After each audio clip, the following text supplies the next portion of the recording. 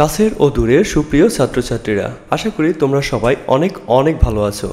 সবাইকে শুভ বিকাল। Good afternoon to you all. Dear friends, today we are going to discuss Unit 28, Lesson 1, 2 and 3. Letter to a friend. আমরা প্রথমে activity A দেখব। Activity এতে বলেছে read the letter. প্রথমে চিঠিটা পড়ো। তাহলে আসো আমরা আগে চিঠিটা পড়ি। 24th April 2024. Dear Ismail, Shumon is my new friend at school. স্কুলে সুমন আমার নতুন বন্ধু। ফ্রেন্ড মানে বন্ধু, নিউ মানে নতুন। He is from Bogura. সে বগুড়ার অধিবাসী অথবা সে বগুড়া থেকে এসেছে। Every day after school we play in the park. প্রতিদিন স্কুল ছুটির পর আমরা পার্কে খেলা করি। এভরিডে মানে প্রতিদিন, আফটার মানে পরে, প্লে মানে খেলা করা, পার্ক মানে বিনোদনের স্থান বা park. We play cricket together on the weekends. আমরা সপ্তাহান্তে বা ছুটির দিনে মানে সপ্তাহের শেষে যেদিন ছুটি থাকে সেদিন একত্রে ক্রিকেট খেলি। ক্রিকেট মানে ক্রিকেট খেলা, টুগেদার মানে একসাথে, উইকেন্ড মানে সপ্তাহের শেষের দিন। যেমন আমাদের বাংলাদেশে সপ্তাহের শেষের দিন বা উইকেন্ড হলো Friday. He can run very fast. সে খুব দ্রুত দৌড়াতে পারে। দেখো, রান মানে দৌড়ানো, ক্যান মানে পারা, ভেরি মানে খুব বেশি, ফাস্ট মানে দ্রুত। Suman has one sister. সুমনের একটা বোন আছে। Her name is Meera. তার নাম হলো মীরা। How are you? তুমি কেমন আছো? রাইট সুন। আমাকে শীঘ্রই লিখবে। Your friend. তোমার বন্ধু কাজল। আমরা যদি এই চিঠিটা খেয়াল করে দেখি, আমরা দেখব এখানে বেশ কিছু চিঠির অংশ বা পার্ট আছে। প্রথমেই দেখো ডেট। প্রথমেই দেওয়া আছে তারিখ। তুমি যেদিন চিঠি লিখবে সেই দিন তারিখ হিসেবে তুমি লিখবে। যেমন এই চিঠিটা লেখা হয়েছে 24th এপ্রিল 2024, মানে 2024 সালের এপ্রিল মাসের 24 তারিখে। এরপরে আমরা যার কাছে চিঠি লিখি তাকে সম্বোধন করে লিখতে হয়। কোনো বন্ধুর কাছে লিখলে আমরা ডিয়ার ফ্রেন্ড হিসেবে লিখি অথবা ডিয়ার দিয়ে তারপরে তার নামও লিখে থাকি। যেমন ডিয়ার করিম, ডিয়ার রহিম, এখানে ডিয়ার ইসমাইল লেখা আছে। আবার যদি আমরা কোনো গুরুজনদের কাছে লিখি তাহলে আমরা নাম লিখি না, তখন আমরা সম্পর্কটা লিখি। যেমন dear father, dear mother, dear aunt, dear brother, dear uncle, এভাবে আমরা লিখে থাকি। এই অংশকে বলা হয় গ্রিটিং। এই অংশকে বলা হয় গ্রিটিং মানে সম্ভাষণ। আমরা বন্ধুর কাছে চিঠি লিখতে এই গ্রিটিং ব্যবহার করে থাকি। এরপরে দেখা হয়েছে আমরা মাঝে যে মূল অংশটা লিখেছি, অর্থাৎ যে অংশ দিয়ে আমরা আমাদের বন্ধুর কাছে আমাদের মনের ভাব প্রকাশ করেছি, এই অংশকে বলা হয় বডি। এই অংশকে কি বলা হয়? এই অংশকে বলা হয় বডি। বডির মধ্যে আমরা আমাদের মনের কথা সব বন্ধুর কাছে লিখব, এটাকে বলা হয় বডি। আমরা যখন লেখা শেষ করব তারপরে আমাদের এটা শেষ করতে হবে।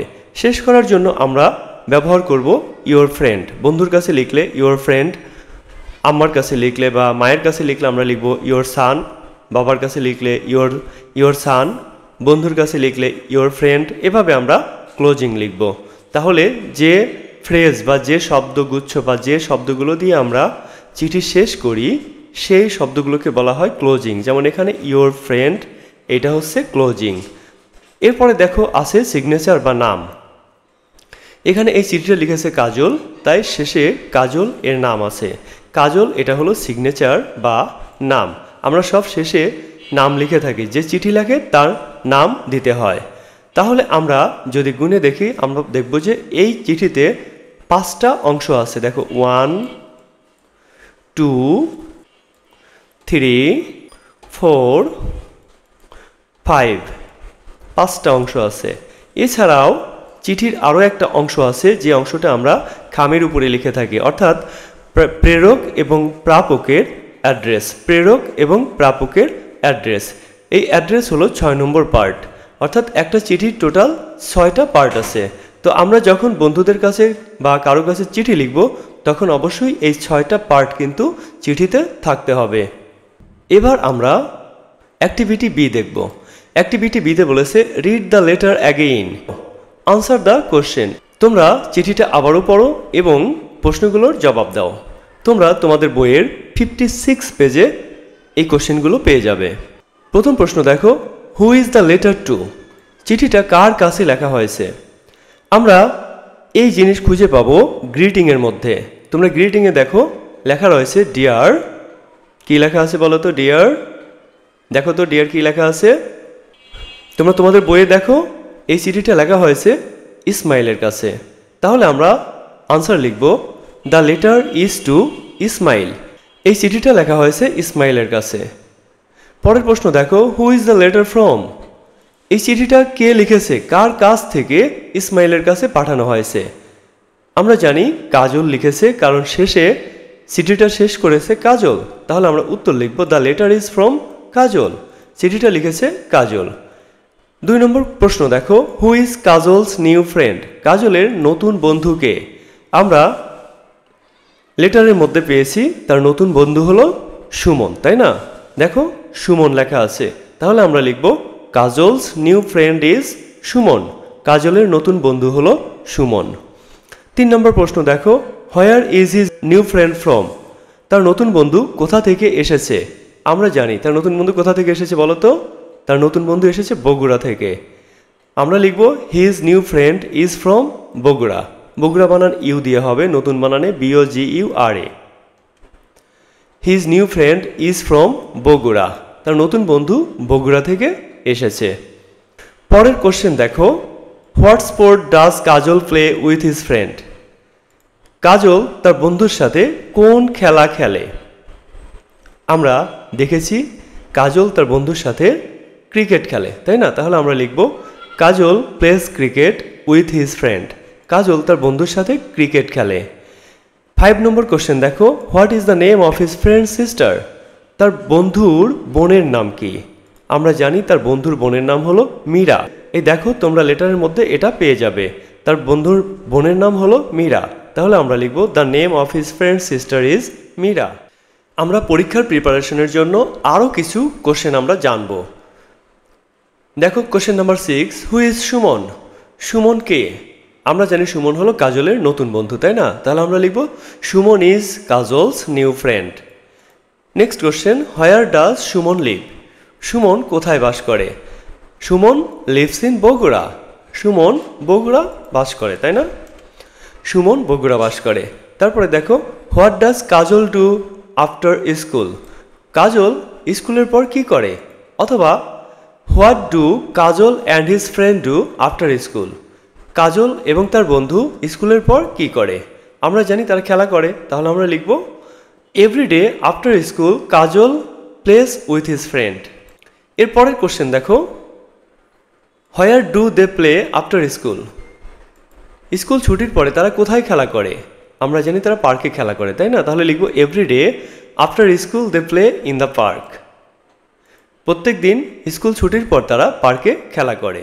পরের কোশ্চেন দেখো, what do they do on the weekends? তারা সপ্তাহের ছুটির দিনে কি করে? আমরা জানি তারা সপ্তাহের ছুটির দিনে ক্রিকেট খেলে। তাহলে আমরা লিখব they play cricket together on the weekends. তারা ছুটির দিনগুলোতে, সপ্তাহের ছুটির দিনগুলোতে ক্রিকেট খেলে। Who can run very fast? কে খুব ভালো দ্রুত দৌড়াতে পারে? আমরা জানি সুমন। তাহলে লিখব Suman can run very fast. Suman খুব দ্রুত দৌড়াতে পারে। Who is Meera? মীরা কে? মীরা কে বলো তো? সুমনের কি হয়? বোন। তাহলে লিখব মীরা ইজ সুমনস সিস্টার। শিক্ষার্থী বন্ধুরা, তোমরা কোশ্চেন আনসার দেখলে। এবার দেখো activity C, read the letter again. চিঠিটা আবারও পড়ো। Underline all the capital letters and circle the punctuation marks. সবগুলো ক্যাপিটাল লেটার আন্ডারলাইন করো এবং পাংচুয়েশন মার্কগুলো সার্কেল করো, মানে গোলাকার দাগ দাও। তাহলে আসো আমরা আন্ডারলাইন করি ক্যাপিটাল লেটার এবং পাংচুয়েশনগুলো আমরা গোল দাগ দেই। প্রথমে আমরা ক্যাপিটাল লেটারগুলো আন্ডারলাইন করি। আসো, ডিয়ার, ইসমাইল, এখানে দেখো এপ্রিল, এখানে সুমন, তারপরে he, Bogura, everyday, we, he, Suman, her, Meera, how write your Kajal. বন্ধুরা দেখো তো আমরা কতগুলো ক্যাপিটাল লেটার পেলাম। 1 2 3 4 5 6 7 8 9 10 11 12 13 15 16 and 17। আমরা কতগুলো ক্যাপিটাল লেটার পেয়েছি বলো তো? আমরা ক্যাপিটাল লেটার পেয়েছি হলো 17, তাই না? 1 7। আমরা 17টা ক্যাপিটাল লেটার পেয়েছি। এবার আসো আমরা গোল দাগ দেই পাংচুয়েশন মার্কগুলো। আমরা পাংচুয়েশন মার্কগুলো গোল দাগ দিব।